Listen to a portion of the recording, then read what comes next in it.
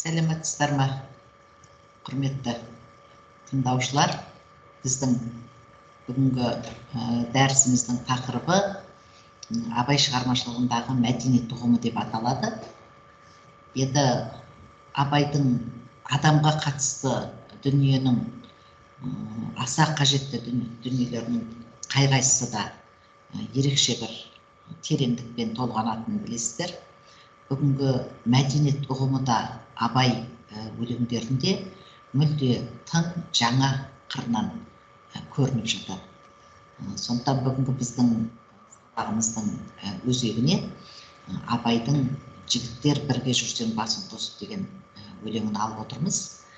Зер салып қарасаңыздар, осы өлеңде мәдениет деген ең алдымен адамның өзін және өзінің айналасындағы адамдарды және өзінің айналасындағы бүкіл жаратылысты сыйлау, сүю, құрметтеу дегеннен басталатынын көресіздер. Абай «Жігіттер бірге жүрсең басын қосып, біріңнің бірің сөйле, сөзің тосып, біріңді бірің құрмет ғиззат ет, тұрғандай бейне қор, жаның шошып». Сонда осы сөздің бір ғана шумақтың өзінде адам баласының бір-біріне деген риясыз құрметі, риясыз қарым-қатынасы, әдепке, мәдениетке бағынған қарым-қатынас көрінеді. Біріңнің бірің сөйле, сөзін тосып деген дәл қазіргі таңдағы жастарға әсіресе керек деп ойлаймын. Неге?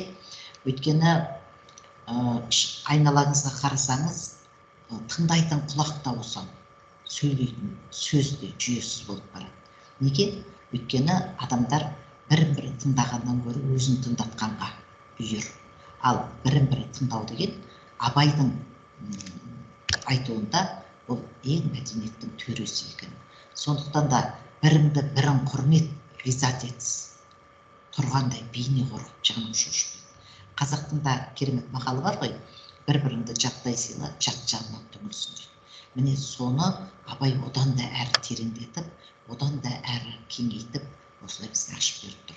Ендеше біздің бүгінгі сабағымыздың өзегіне алынып отырған мәдениет осы адам және оның болмысымен, оның ерекшелігімен, оның жалпы мынау өмірдегі жаратылыстағы миссиясымен дейміз ғой, өмірге келгендегі қызметімен тікелей байланыста қаралмақ.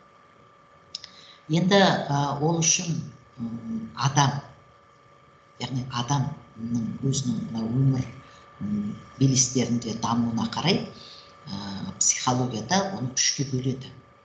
Ол ең әуелі туғаннан 16 жасқа дейінгі, мынау балиғат жасына толғанға дейінгі аралықтағы адамды индивид дейді. Индивид немесе қазақшалап айтқанда әлжуаз пенде. Неге? Өйткені ол біреудің қамқорлығына мұқтаж, өзінің мүддесін өзі көздесе де, оны орындауға әлі материалдық тұрғыдан да, моральдық тұрғыдан да, психологиялық тұрғыдан да толық дайын емес. Яғни балаң кезеңі, адамның балаң кезеңі. Ол кезде ол орындаушылық рөлге көбірек ие болады. Әрине қазір біз туғаннан бастап балалардан өзінің баласының өзі кешірім сұрайтын жас ата-аналар көп. Ата-анасынан кешірім сұрамайды, бірақ балаларынан кешірім сұрайтын ата-аналар көп. Менің бұл сөзімді ешкім жоққа шығара қоймас деп ойлаймын. Олай болатын болса, сол жаңағы шығыстың әдебіндегі, шығыстың тәрбиесіндегі 5 жасқа дейін патшаңдай күт деген нәрсені кейде біз асыра сілтеп басқаша түсініп жүрген жайымыз бар. Әрине 5 жасқа дейінгі баланы осылай еркелету, еркін өсіру деген ол біздің қазақтың тәрбиесінде бар нәрсе. Сондықтан да дана қазақ баланың балалығын тыйғаның, есейгенде даналығын тыйғаның дейді. Бірақ ол шектен шығарып, еркелік пен есерліктің аражігін ажырата алмай қалатын жағдайлардан бөлек нәрсе. Яғни оны еркелете отырып тәрбиелеу деген білдіреді. Сондықтан сол индивид деңгейдегі баланың өсуі, ол анау жас талшылықты өсірген сияқты ерекше мәпелеуді күтеді. Бірақ оған тым шектен тыс асырып, су құйсаң да немесе шектен тыс асырып, тыңайтқыш берсең, ол дұрыс болмайды. Сондықтан да әр нәрсенің өзінің шегі бар. Міне сол индивид қалыпта есейген баланың енді сол 16-17 жастан кейін дара тұлғаға айналуы. Біз сондықтан да қазір мынау білім жүйесінде баланы субъекті деп қарайды. Сол дара тұлға дегеніміз сол субъект. Субъекті болатыны, субъект деген ол өзіндік көзқарасы бар, өзінің пікірі бар. Ендігі жерде ол өзінің өзімен шешім жасай алатын, өзінің тағдырына өзі ие адам деген сөз. Сондықтан да егер біздің бүгінгі таңда балаларымыз мектепті бітіріп бара жатып, кеше ғана өздеріңіз де оқушының партасына шықтыңыздар, егер болашақта кім боласың десе, білмеймін деп тұрса, онда ол әлі индивид деңгейінде тұр деген сөз. Ол әлі субъект деңгейіне көтерілген жоқ. Яғни өзінің шешімін өзі жасауын берсе, анам былай деп жатыр, әкем былай деп жатыр, досым былай деп жатыр, соны қай таңдау жасарымды білмей жүрмін деп жүреді. Ол жастық кезеңде ол табиғи да нәрсе. Әр нәрсеге жаңағы ұмтылып, әр нәрседе өзінің бағын сынау деген. Бірақ шешім жасайтын ең бір сондай сын сәтте адам өз таңдау жасау керек. Сол таңдауға жеткен кезде ол дара тұлға болады. Бірақ бір қызығы, осы дара тұлға ол өзінің ғана тағдырын емес, бірте-бірте өзгенің де өсуіне, дамуына ықпал ете алатын адам деңгейінде көтеріледі. Сондықтан да дара тұлға, бұл жерде біздің көрсетіп отырған дара тұлғамыз, мынау психология ғылымына негіздей отырып қарасақ, яғни ол өз шешімін өзі жасай алатын, өзінің көзқарасы бар адам дегенді білдіреді. Ал енді тұлға, бұл личность деген сөз.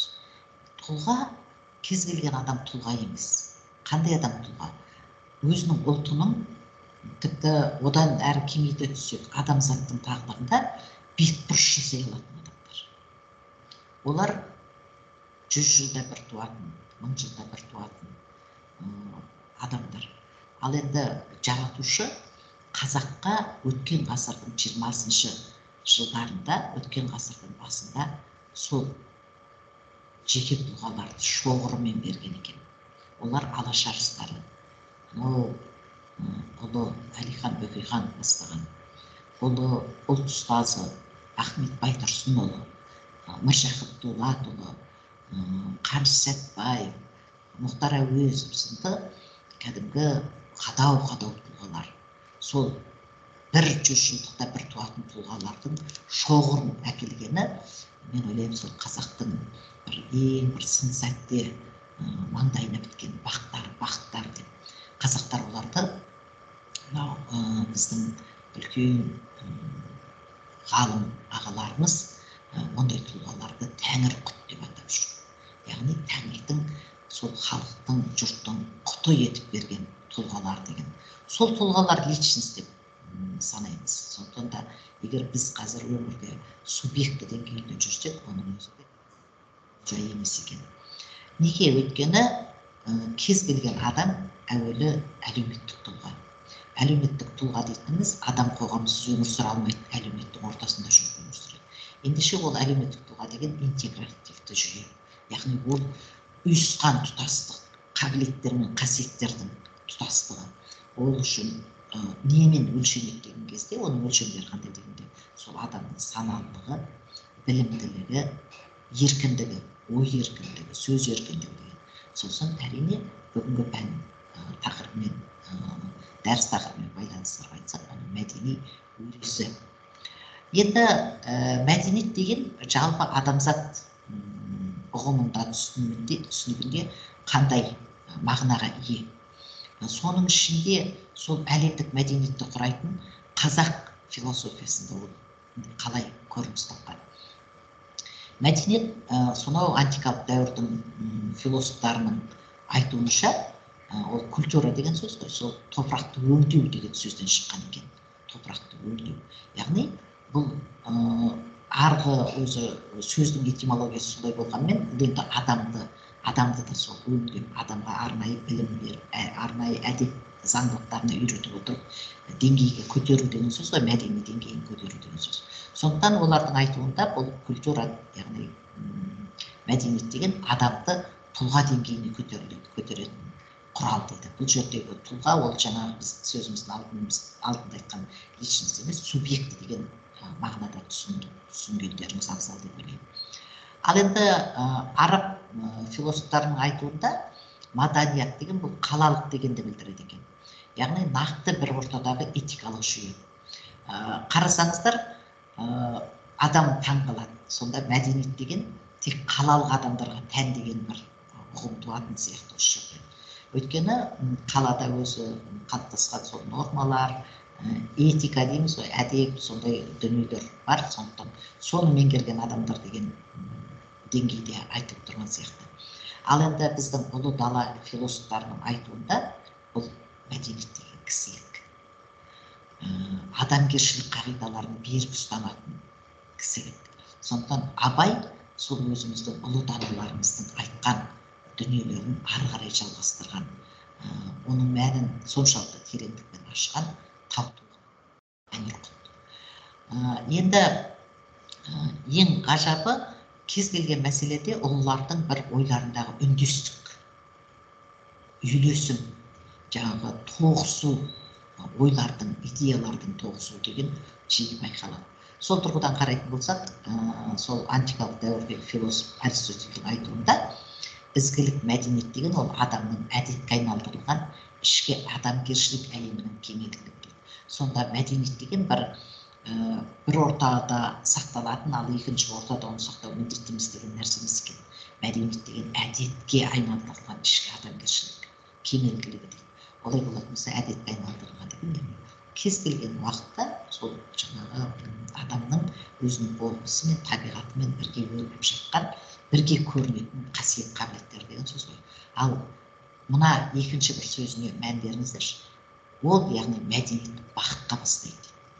Бақыт адамның өзінің ішкі қуат қозғалысы және әрекеттерді жүзеге асыру күшіне, жанның ақылына жүгіне отырып, өмірінің соңына дейін ізгілікті іске асыру нәтижесі дейді. Сонда мәдениет дегеніміз тұнып тұрған ізгілік екен.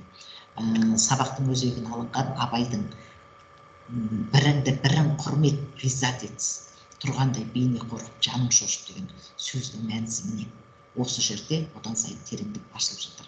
Яғни адамға деген құрмет, жалпы жаратылысқа деген құрмет, осының барлығы сол ізгілікті әрекетке барады екен. Ал енді тек жасанды сыртқы бір қалыппен, жаңағы жасанды сөзімен, жасанды әрекетімен мәдениетті болып көрінгісі келетін адамдардың қоғамда бар арасы. Абай оларды да керемет айтады. Ол кісінің айтуында бұндай жасандылық мына адамның сыртқы мен ішкі әлемінің қайшылығын көрсетеді екен. Ол мысалы ішкі әдебі түзелмеген адамның сыртқы әдебі, сыртқы мәдениеті ол ешқашанда жаңағы кемелдікке ұласпайды екен. Сонда мына 18-ші сөзді өздеріңіз оқып қарарсыздар. Сонда Абайдың айтатыны адамның түрлі қылығы болады дейді. Біреу бет пішінін, мұртын, мүшесін, жүріс-тұрысын, қабағын, жест дейді ғой, мына қимыл қозғалысын түзеп әуре болады дейді. Ал енді екінші біреу дейді, жаңағы атын, киімін, сосын жаңағы қолында азды көпті байлығын көрсетіп қалып, айналасындағылардың ішін күйдіріп, соларға япырай бұл осындай болсақ екен деп бір өзіне табындырып қоятындай әрекет үшін жасайтын дүниелер бар дейді. Сондықтан бұның барлығы дейді масқаралық, ақымақтық дейді. Сонда қарап отырсақ, Абайдың айтуында мәдениет ол біздің сыртқы әрекетімізден емес, ең әуелі өзіміздің ішкі дүниемізден бастау алу керек екен. Сондықтан да Абай айтады, егер мұндай нәрсеге адам үйір болса, оның қайтадан қалыпқа келуі өте қиын іс дейді. Өйткені ол сол жаңағы бет аузын түзеп, қолын шынтағын көтеріп сөйлеп, соған әдеттене бастайды. Жаман әдетте тез жұғады ғой. Осы нәрсені айтып отыр Абай. Сондықтан да кез келген нәрсенің табиғи жаратушы берген дүниені сақтап, және сол адамның өзіне тән қасиеттерімен, қабілеттерімен ғана өмір сүру, ол жасанды өмірден әлдеқайда жоғары дегенді айтады. Өйткені Абайдың айтуында адам баласының тек қана ақыл, ғылым, ар, мінез деген нәрселермен озады дейді. Ал басқа нәрсемен озу дегеннің бәрі ол масқаралық дейді. Ендеше біз сол сөзіміздің ылғи осы бүкіл абайтану курсындағы алтын өзегіміз сұлтан болмысымызға қайта оралып сұлтан болмыспен байланысты айтатын болсақ, онда мәдениетті адамның нұрлы ақылы қандай болу керек? Ол оның танымы, жаратқан тәңірін тану, екі дүниенің жайын үнемі есте сақтау арқылы жүру керек екен. Ал енді оның таразысы, айттық қой, әділет таразысы мықты болу керек деп. Сол әділет таразысы қашанда пайдалы мен зиянды, керек пен керек еместі дұрыс ажырата алуына тікелей байланысты екен. Ал нұрлы ақылдың барлық ұғымы, яғни орталық ұғымы, ол ғылымды үйретуші деген қағидамен сәйкес келеді екен. Яғни ғылымды үйретуші деген бір-біріне ғылымды үйрету. Яғни жай ғана қарым-қатынас емес, өзіңнің қарым-қатынасың арқылы адам болудың қағидалары ғой ғылым деген. Адам болып танудың, адам болып өмір сүрудің. Міне соны үйрету екен. Сонда жаңағы бір-біріңді құрмет ет, бір-біріңді ғизат ет деп тұрғанның астарындағы мәні осы. Яғни ғизат ет, бір-біріңмен мынау адамгершілік қағидаларын бір-біріне үйрете жүріп, үйрене жүріп үйретіне тоқтаусыз әрекет осылай жүру керек екен. Ал енді нұрлы ақылымыз қандай амал таңдайды? Әрине ол ақиқаттың жолын таңдаған кезде соған барады екенбіз. Ал енді толық адам болудың үш тетігі бар еді, оның екіншісі ыстық қайрат. Яғни сол ыстық қайрат дегенде ол сенің өзіңнің ерік жігеріңді жүгендеу, ерік жігеріңе ие болу деген сөз. Ол алдымен ой мен бойды таза ұстаудан басталады дейді абай. Ал енді сол бойындағы жігерді қайда жұмсау керек? Мәдениет деген кемелдікке жету үшін оны қалай жүзеге асыру керек дейтін болсақ, онда абайдың сол айтатын ерінбей еңбек ет, және мал табуға жеге біл дейді. Жігеріңді, яғни өз тізгінің өзіңде болсын дейді. Міне мәдениеттің бір көрінісі. Ал енді одан да ары қарай тереңдеген кезде осы бойдағы қайратты жақсылыққа жұмсау үшін шайтанның азғыруынан өзіңді өзің құтқарды. Күзетші дегенді көп айтады ғой, сол иман, күзетші абайдың айтуында, сол күзетші мықты болсын дегенді айтып отыр. Ал енді қандай жолды таңдайды дегенде ыстық қайрат, жақсылық пен жамандықтың аражігін ажырата алу керек. Ал енді үшінші жылы жүрек, яғни сол екі дүниенің тізгінін ұстап тұрған жылы жүрек не істейді? Жылы жүрек мәдениетті жеткізу үшін, адамның мәдениет деңгейін көтеру үшін жаңашылдық қояды оның ішіндегі. Яғни мейірім нұрын көбейту, мейірімге бөлу, өзі де мейірімге бөлену. Ал енді ол жылы жүректің ұстанатын қағидасы біреу ғана, сол кезде әділетті өмір бар болған жерге мәдениет болады, ол ұят сақтау дегенге келіп саяды екен. Ізгілік, рахым жасау. Естеріңізде бар ма? Абайдың 5 асылысы: талап, еңбек, терең ой, қанағат, рақым ойлап қой. Сонда адамдардың сол алған білімін рақыммен жұмсау деген мәдениеттің тағы бір көрсеткіші болып шығады екен. Ал адамның бойындағы барлық жақсылықтың барлығы оның сол бағана ақыл қандай болу керек дегенді айттық қой. Ойды да бойды таза ұстау деп, сол тазалық, әділет пен ынсапқа негізделген тазалық. Ал мәдениетті адамның жүрегі таңдайтын дүние ол біреу ғана, құдайшылық жолы. Міне осы абайдың айтқан кез келген өлеңіндегі, кез келген қара сөзіндегі дүниенің бәрі соған келіп саяды екен.